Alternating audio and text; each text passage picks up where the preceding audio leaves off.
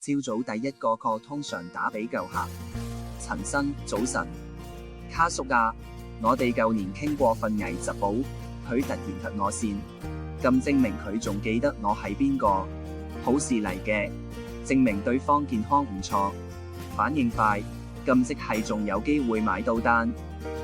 跟住就係見客，通常對方會好警惕咁話，我冇錢㗎，我就會好溫柔咁答，我都冇㗎，所以我哋先要傾下，點樣令你僅有嘅嗰陣錢唔會輸俾通脹。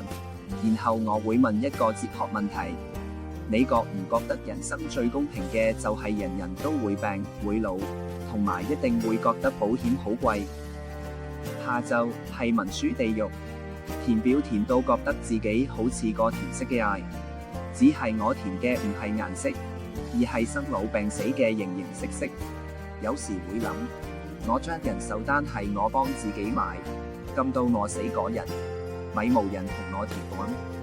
我使唔使趁我身體仲 OK 嘅時候，將自己嘅單轉俾個信得過又後生過我嘅 agent？ 填完表就收工，冇咁早。保險人嘅收工其實係 home office， 夜晚仲要溫書，考多個牌，等自己可以賣多啲嘢。最理想喺客人由出世紙到死亡證都可以揾我搞掂，咁佢啲單至有機會由我一手包辦。